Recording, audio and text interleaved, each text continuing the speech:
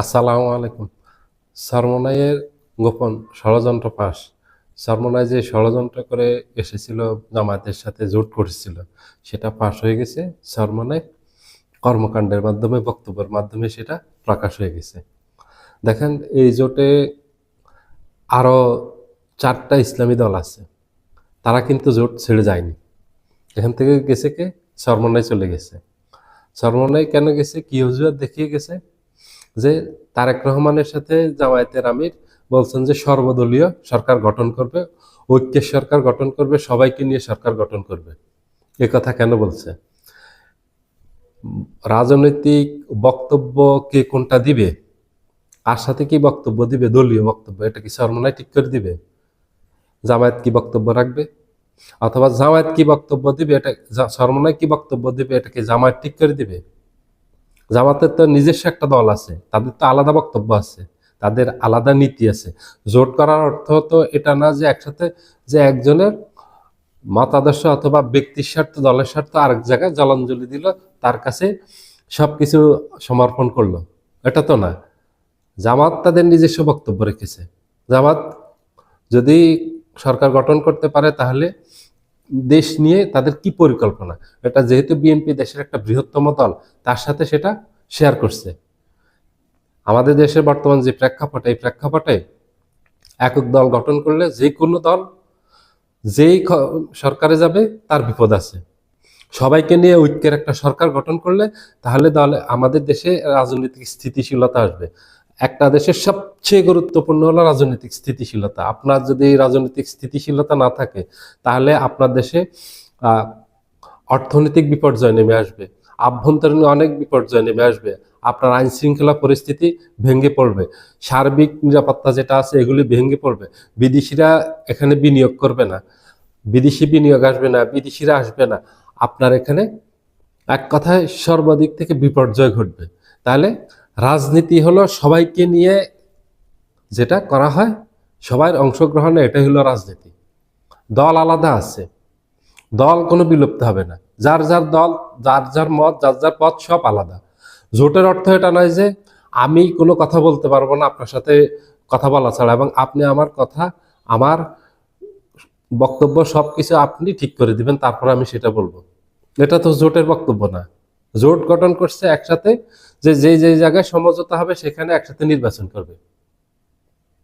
আর এই নির্বাচনের অর্থ হলো সরকার গঠন করলে কে কয়টা মন্ত্রী পাবে, এগুলি নিয়ে আলোচনা হবে, আলোচনার মাধ্যমে এগুলি ঠিক হবে। কিন্তু কারো আদর্শ থেকে কেউ চ্যুত হবে না। সরমনের আদর্শ থেকে চ্যুত হবে না, জামাতের আদর্শে চ্যুত হবে না।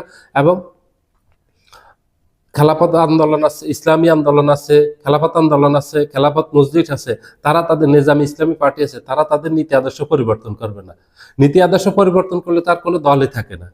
দলের আদর্শের কারণেই তো, আদর্শের অমিলের কারণেই তো এক একটা দল, এক একটা দল এক একটা আদর্শ বহন করে, এই জন্য আলাদা দল গঠন করে। যদি কারো সবার আদর্শ এক হয়, তাহলে তার আলাদা দলের কোনো প্রয়োজন নেই। তো সরমনাইকে ঠিক করে দিবে সবার নীতি আদর্শ কি হবে সেটা। সরমনাই এসেছে এখানে যেন ইসলামী শক্তি দাঁড়াতে না পারে, এটা ষড়যন্ত্র করার জন্য বিদেশি কারো সিআইএ এর এজেন্ট হয়ে এখানে কাজ করতে আসছে। এই জোটটাকে ভেঙে দেওয়ার জন্য, ইসলামী কোনো সরকার যেন গঠন করতে না পারে, ইসলামী সরকার যেন ক্ষমতায় আসতে না পারে, ইসলামী সরকার যেন নির্বাচিত হয়ে ক্ষমতায় যেতে না পারে, এটাকে বাধাগ্রস্ত করার জন্য সরমনাই এসেছে। নাহলে সরমনাই যে অজুহাতগুলি দিয়েছে, এগুলি কোনো অজুহাতে না জোট থেকে ভেঙে যাওয়ার জন্য। সরমনাই অজুহাত দেখেছে তারেক রহমানের সাথে কেন জামায়াতের আমির এই বক্তব্য রাখছেন ওখানে। জামায়াতের আমির কি আপনার বক্তব্য দিবে? জামাতের আমির বক্তব্য যে জামাতের যে স্ট্যাটাস, জামাতের যে কৌশল আছে, স্ট্র্যাটেজি আছে, ওটা তুলে ধরছে। জামাত কি করতে চায় ভবিষ্যতে আমাদের দেশের জন্য, যে জামাত ভালো কিছু করতে চায়, সেটা দেশের একটা বৃহত্তম দলের প্রধানের সাথে উনি শেয়ার করছেন। এটাই হলো নিয়ম, এটাই হলো রাজনীতি। রাজনীতি বুঝতে হবে। দ্বিতীয়ত হলো, জামাত বলছে যে ক্ষমতায় আসলে খ্রিস্টানদের একটা সমাবেশে জামায়াতের আমির বলছে, ওখানে ওনাকে জিজ্ঞেস করা হয়েছে, প্রশ্ন করা হয়েছে, আপনারা কি আসলে ক্ষমতায় আসলে কি ইসলামী শাসন কায়েম করবেন? কারণ এটা স্বাভাবিক, অন্য ধর্মাবলম্বীরা ভয়ে আছে, যদি ইসলামী কোনো দল অথবা জোট ক্ষমতা আসে তাহলে তাদের অবস্থান কি হবে সেখানে। যারা খ্রিস্টান আছে, হিন্দু আছে, বৌদ্ধ আছে, অন্যান্য ধর্মাবলম্বী আছে, তাদের কি হবে? তখন উনি বলছেন যে না, আমরা যদি ক্ষমতায় আসে, আমাদের জোট ক্ষমতায় আসে, তাহলে আমরা এই শরিয়া আইন কায়েম করব না, আমরা যে প্রচলিত আইন আছে সেটাই থাকবে। আমরা সেখানে যেসব দুর্বলতা আছে, যেমন সুশাসন, সুবিচার, এগুলি নিশ্চিত করব। আমরা আমরা ঘুষ দুর্নীতি বন্ধ করব। আমরা সমাজে সন্ত্রাস, রাহাজানি, এগুলি নৈরাজ্য, এগুলি বন্ধ করব। আমরা চাঁদাবাজি, দখলবাজি, টেন্ডারবাজি, এগুলি বন্ধ করব। আমরা যেখানে অনিয়ম আছে সেগুলি আমরা বন্ধ করব। আমরা আইনটাকে পুরোপুরি প্রয়োগ করব এবং মানুষ যেন সুবিচার পায়, আমরা সেটা নিশ্চিত করব।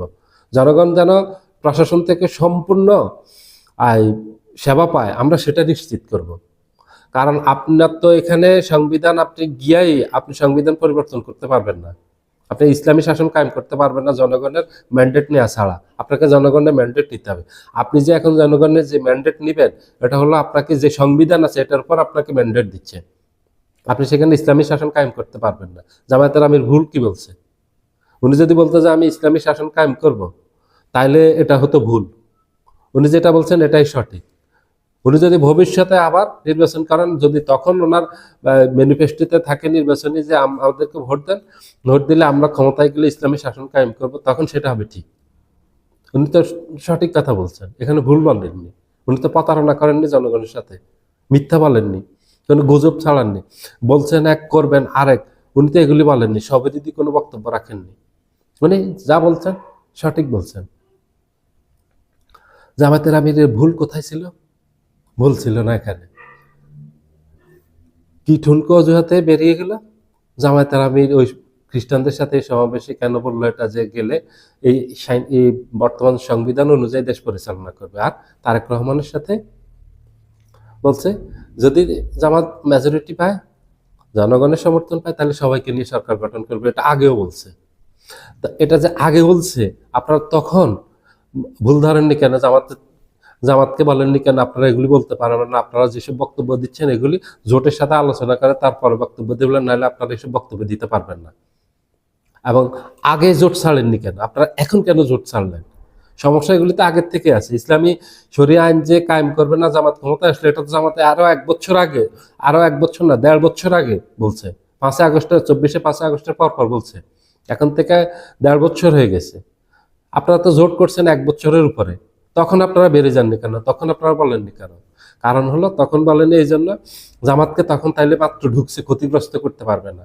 ইসলামী এই রাজনীতিকে ক্ষতিগ্রস্ত করতে পারবে না। ক্ষতিগ্রস্ত করতে হলে ইসলামী রাজনীতিকে এই একদম শেষ মুহূর্ত পর্যন্ত থাকতে হবে, নমিনেশন উইথড্র করার আগ পর্যন্ত থাকতে হবে। তাহলে ইসলামী রাজনীতিকে ক্ষতিগ্রস্ত করতে পারবে, ইসলামী রাজনীতিকে বিতর্কিত করতে পারবে, ইসলামকে ক্ষমতায় জিতে তারা বাধাগ্রস্ত করতে পারবে, বাধা দিতে পারবে সঠিকভাবে। এই জন্য তারা এই বিদেশি এজেন্ডা বাস্তবায়ন করার জন্য, পশ্চিমাদের এজেন্ডা বাস্তবায়ন করার জন্য তারা জামাত জোটে ঢুকছিল। ঢুকে বেরিয়ে গেছে, ওরা সফল হয়নি, ওরা ব্যর্থ হয়েছে। জনগণ এটা, ওদের এই কৌশলটা জনগণ বুঝে গেছে। এই অপকৌশল, এটা কৌশল না, অপকৌশলটা বুঝে গেছে জনগণ। তাদের দুর্বিসন্ধি বুঝে গেছে, তাদের এই ষড়যন্ত্র জনগণ বুঝে গেছে, তাদের এই ষড়যন্ত্র, এই রহস্য প্রকাশ হয়ে গেছে জনগণের কাছে। জনগণ খুব বুদ্ধিমান, জনগণ বোকা না। আমরা জনগণকে যেভাবে ভাবি, আপনারা যেভাবে জনগণকে ভাবেন খুব বোকা না, জনগণরা তো বোকা না। জনগণ অনেক বিচার করে, অনেক বিশ্লেষণ করে, অনেক ভাবে যে একটা কথা কি জন্য বললো। রাজনৈতিক নেতৃবৃন্দ যখন একটা কথা বলে, তখন ওনারা এটা নিয়ে ভাবে। সাধারণ জনগণ যারা আছে ওনারা ভাবে, ওনারা রাজনীতি করে না, কিন্তু রাজনীতি বুঝে। রাজনীতিতে সময় দেয় না। একজন এক একটা ভাল লাগে, ওনার পেশায়, কারো ব্যবসা ভাল লাগে, রাজনীতি ভাল লাগে, এই জন্য উনি ব্যবসা করেন। কেউ শিক্ষকতা করেন, কেউ ডাক্তারি করেন, কেউ ইঞ্জিনিয়ার, এক একজন এক এক পেশায় চলে গেছেন। কেউ রাজনীতি ভাল লাগে, সে রাজনীতিতে গেছে। সবার এক জিনিস ভাল লাগে না। এই জন্য সাধারণ জনগণ বুঝে না, এটা ভুল হবে। সাধারণ জনগণ খুবই ভালোভাবে বুঝে, আমরা বুঝি কম বরঞ্চ সাধারণ জনগণ থেকে। আপনারা সাধারণ জনগণের সাথে কথা বলে দেখবেন, তখন বুঝতে পারবেন যে জনগণ কতটা বুঝে। আপনারা জনগণ থেকে অনেক দূরে থাকেন, এই জন্য আপনারা জনগণ সম্পর্কে ভালো ধারণা নেই। ভালো ধারণা পাবেন, জনগণের সাথে সম্পৃক্ত হন, কথা বলেন, সবসময় কন্ট্যাক্টে রাখবেন, দেখবেন জনগণ থেকে অনেক ভালো ভালো বুদ্ধি পাবেন, অনেক ভালো পরামর্শ দিবে আপনাকে, যেটা আপনার উপকারে আসবে। সর্বনয় এসেছিল, ইসলামকে, এক কথায় ইসলামকে ক্ষতিগ্রস্ত করার জন্য, যেটা ব্যর্থ হয়েছে। সবাই ভালো থাকবেন। আল্লাহ হাফেজ।